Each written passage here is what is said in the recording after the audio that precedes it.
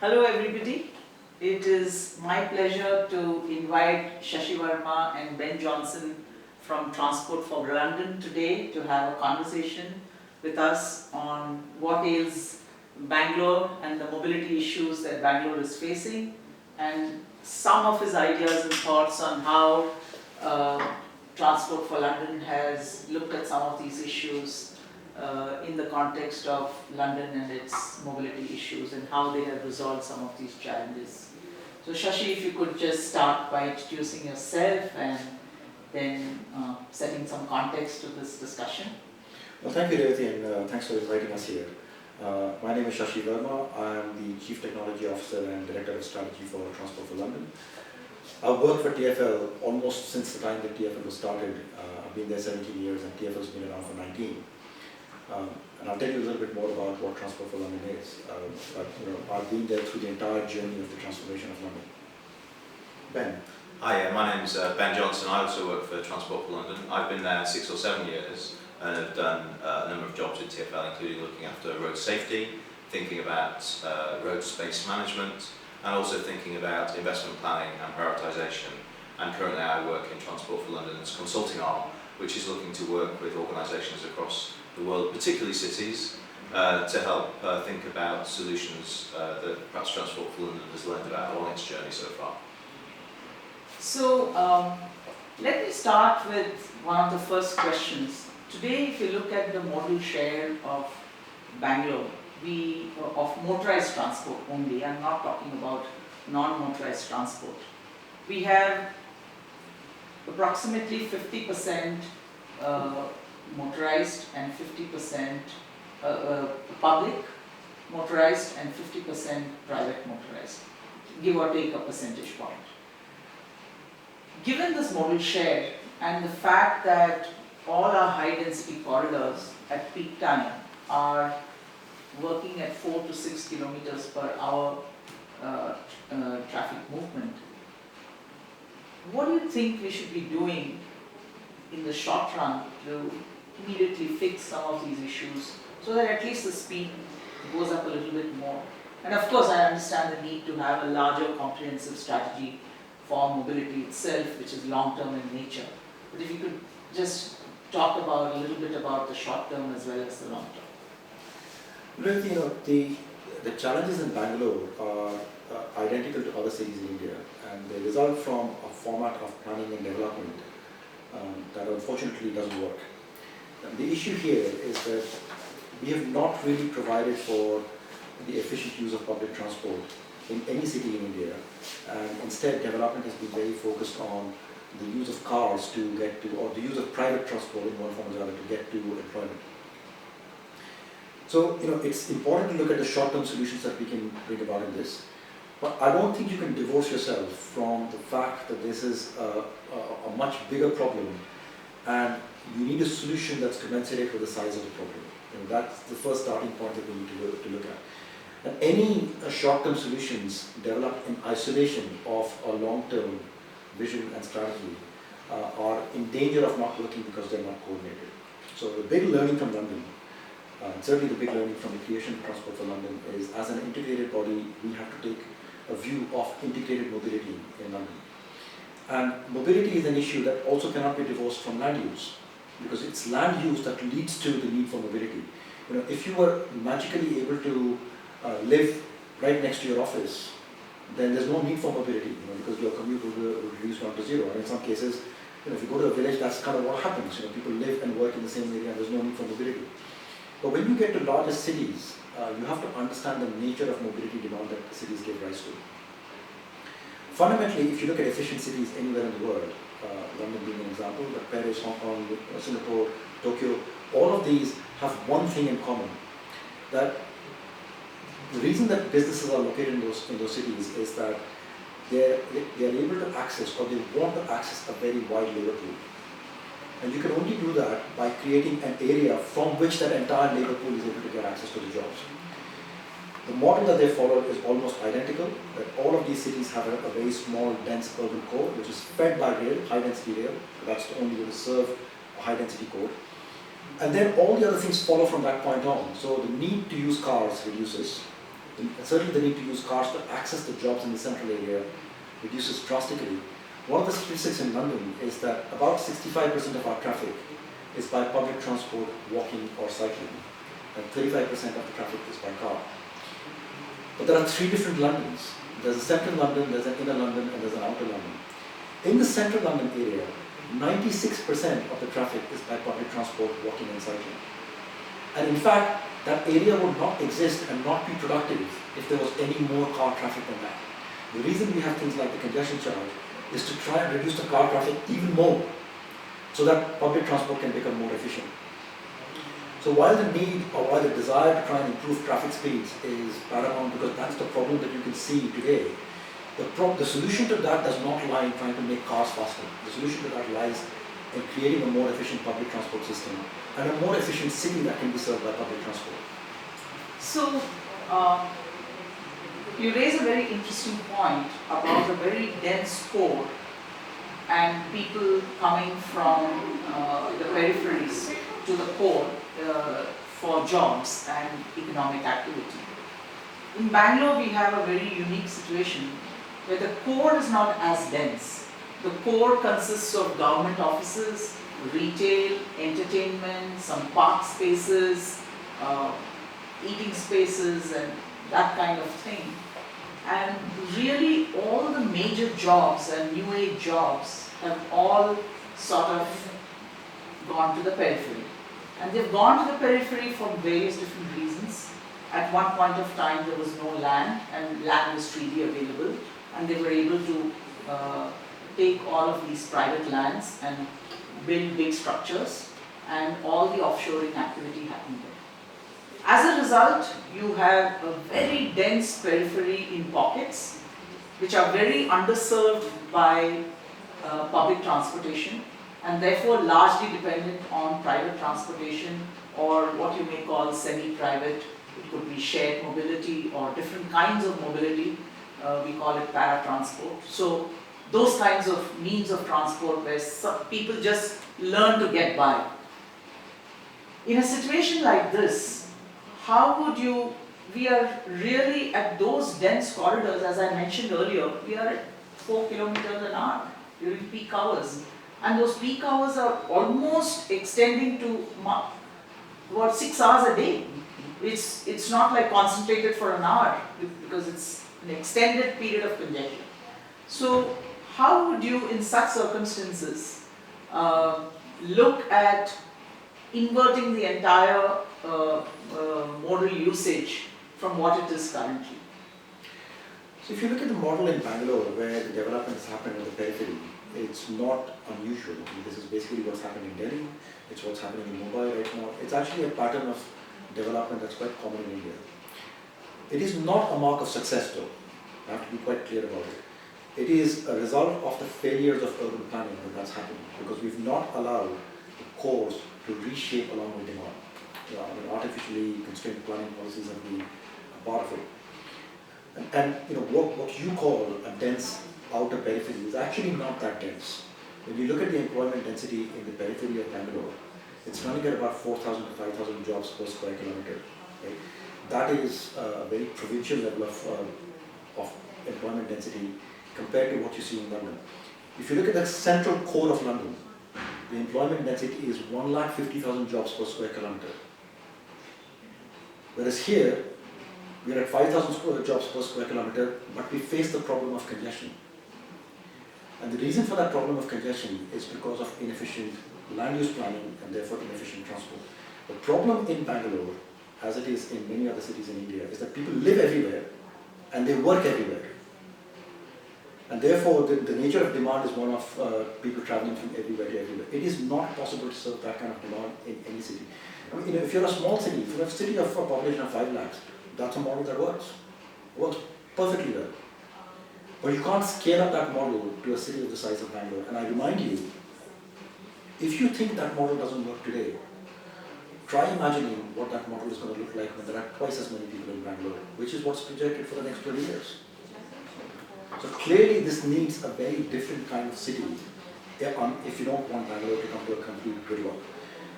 And therefore, we have to we cannot avoid looking at the idea of land use very seriously if Bangalore has to survive. And I say this with some emphasis because I can see what's coming next. You think there is gridlock today?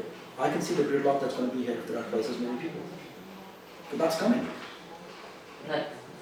So, yeah, I think at the core we are possibly doing way more than 5,000 jobs per square kilometer. This is the data from the Bangalore's master plan. Yeah, so it's likely that they have averaged it out, and again, it brings us back to the problem of data, because a single building will house 5,000 people or 10,000 people. So that's the level of density that you have. So these are large structures which have thousands of people working in a particular building. So, single building housing several people. Ben, from your understanding of all the research that you've done, and you're talking about layering of data and using this for planning. And can you elaborate a little bit more on how you use this kind of data to really support your mobility plan? Sure, yeah. So there's a couple of examples of that. One is a project that we did a few years ago called Street Types, where we effectively looked at a whole host of data about people movement across London's streets and roads. And we also tried to measure place function. So this is again thinking about the value of place on a particular street. So that might be a frontage like a shop, or it might be an off-street location like a library. So people are going to a particular location because it's a place they want to be. And obviously they're moving along different roads in order to get there.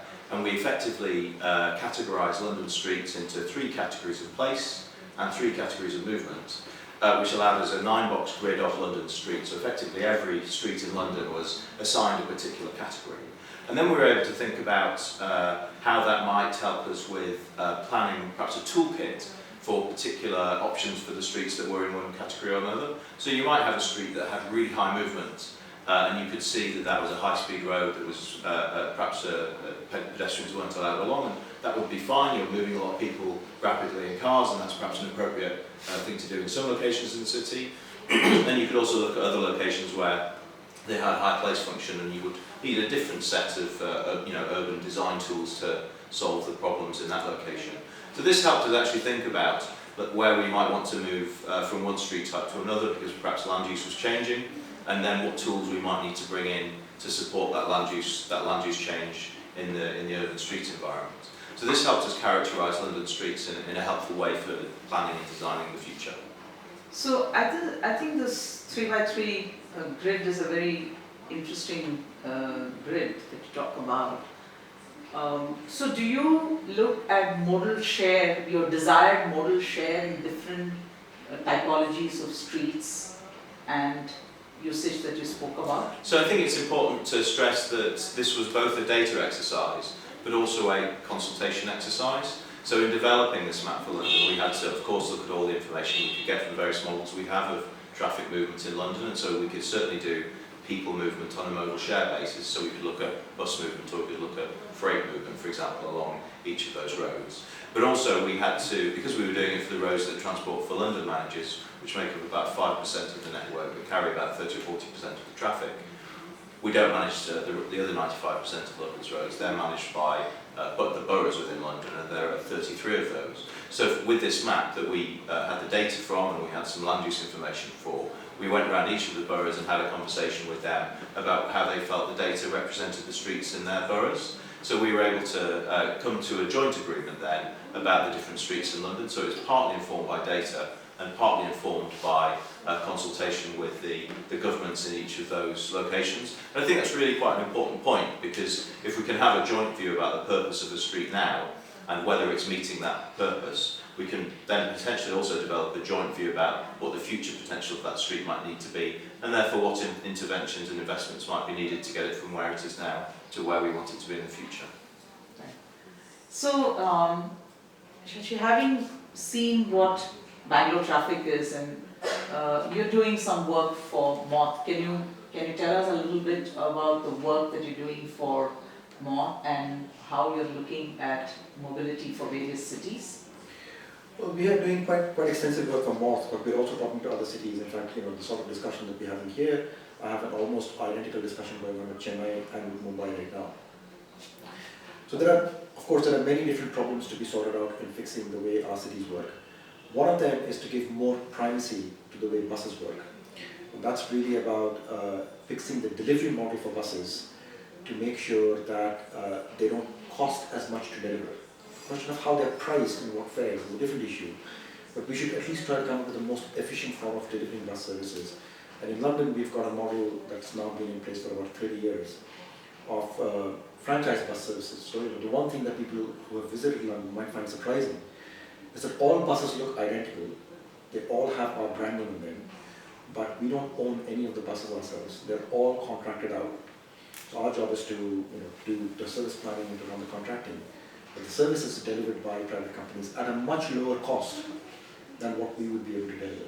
So working with North and this work has been going on for some time, we're trying to come up with the franchising model fit for purpose for India that can bring a better delivery model for buses and make them a bit more affordable. Because the fundamental crime need is to expand the bus service in India. And again, it's an amazing statistic that despite having this extensive London Underground network, more journeys are carried by buses than by the Underground.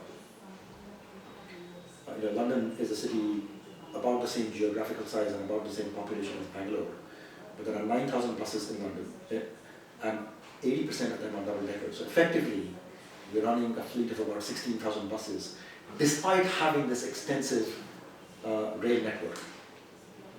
And you compare that to Bangalore, where now there's one metro line, 42 kilometers. 40 kilometers. There are 12 million people, 6,635 buses. Yeah. So it's just not enough. So if you don't have the capacity, then unfortunately, there is no magic solution to improve the quality of traffic. The capacity absolutely has to be there if you want these things to work. And one of the ways is to try and address the question of how to create that capacity in an efficient manner. And that's the work that we're doing with North. So, one of the challenges that we have always faced, and we tried to outsource waste management to contractors, and it has been a disaster, and it has been a known disaster in the city. From Garden City, we are known as Garbage City now. So, how would you look at, somewhere there is a belief that if we own it, at least we have control over it. And it is not necessary that you need to own the asset to have control, but how do you bring in that mindset that from the private operators of a kind that will deliver superior services? One of the mistakes that's made in privatization is to assume that the public sector has no role to play after things have been privatized. And that's a huge mistake. So again, if you look at the example of our bus service, the range of activities that we still carry on doing, from service planning to setting out the contracts, to contract management, to performance enforcement, to enforcing fares, collecting the fares, there's a whole range of activities that we still carry on doing. Because at the end of the day, we are still accountable for the service being delivered. The fact that aspects of it have been contracted out does not mean that we can absolve responsibility for the delivery of those services. And so that's the first point to make. Second point to make is that you have to create structures that allow the contracts to be self-enforcing to the extent possible. And of course, you then have to come in with human intervention on top of it. The great thing about buses, for example, is that you can enforce contracts based on automatically collected data. The buses are running around, they're generating data on their own. A lot of our enforcement of the bus contracts is based on the data that the buses are generating themselves. So, it goes to the heart of the issue that privatization does not mean the state doesn't have a role. And it's quite a difficult thing to transform the role of the state from a delivery authority to a commissioning authority that is still responsible for the service being delivered. So, we are running short of time, so I have two last questions and I will leave to whoever wants to answer that. One of the issues of driving people to use more public transport is last mile connectivity. In the context of India, knowing the kind of lack of footpaths or encroachment on footpaths or garbage and other kinds of impediments on footpaths, while we may want to improve that, what is the role of new mobility, shared mobility and various forms, rentals, shared and all kinds of other models, business models that are emerging. And how does that integrate with Transport for London? Or you just allow it to operate on their own and people find last mile connectivity on their own? Well, in London, the last mile connectivity is fundamentally buses. You've got to start by understanding that. That may not be possible in India in the short run. Ride sharing, ride hailing, all those things are happening in London as well. There are shared bikes, all those things are happening in London as well. You have to remember all of these are tiny. They are absolutely tiny and they are not affordable for the vast majority of people. You know, the idea that, so the fundamental problem here is that decision makers are not exposed to these things because we are all being driven around in chauffeur-driven cars.